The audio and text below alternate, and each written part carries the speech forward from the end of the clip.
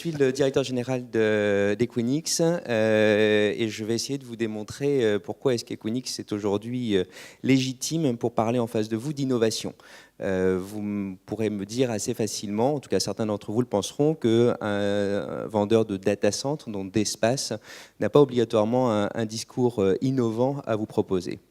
Ce que l'on connaît bien d'Equinix, c'est le fait que nous sommes le premier hébergeur mondial avec une présence globale inégalée aujourd'hui sur la planète. Donc très souvent, nos clients viennent nous voir pour venir distribuer leur système d'information au plus proche de leurs utilisateurs, de leurs clients, de leur staff. Ce que l'on connaît bien également d'Equinix, c'est la qualité de nos services et notre capacité à héberger des données critiques en les respectant peut-être encore mieux que nos collègues. Ce que l'on sait peut-être un petit peu moins, ce sont les écosystèmes qu'Equinix a bâtis dans ses data centers. Je vais prendre à titre d'exemple le premier écosystème que nous avons bâti il y a maintenant une bonne dizaine d'années autour de la finance. Nous avons hébergé les bourses et ensuite, parce que les bourses étaient chez nous, eh bien, nous avons pu héberger l'ensemble de l'écosystème de la planète finance. Et aujourd'hui, personne ne se pose vraiment la question, quand on est un établissement bancaire, Equinix vient assez naturellement aux esprits, parce que dans la mesure où, dans le même établissement physique, on va retrouver la place de marché et l'ensemble des acteurs de l'écosystème, eh bien, on va simplement, avec ce qu'on appelle dans notre jargon un cross-connect, donc d'une manière physique extrêmement simple, se connecter à l'ensemble de son écosystème. Ce qui veut donc dire qu'on répond aux problématiques qu'on retrouve dans le cloud en matière de sécurité, puisque là, on est sur une connexion physique directe avec l'ensemble de son écosystème, en matière de contrôle des données, de fiabilité de la connexion et de la performance, ce qu'on appelle la latence, la rapidité pour accéder à son écosystème. Eh bien, cet écosystème qui existe dans la finance, il existe également dans le cloud, ou je devrais peut-être plutôt dire dans les clouds.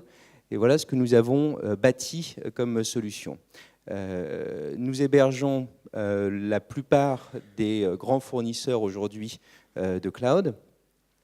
Et à ce titre, dans la mesure où ils sont présents dans nos data centers, de même que le système d'information de nos clients, eh bien exactement ce que je vous ai expliqué pour le monde de la finance est valable également pour le monde du cloud. C'est-à-dire que vous allez vous interconnecter directement avec les clouds dont vous avez besoin pour répondre aux différentes catégories d'informations que vous avez dans votre système d'information.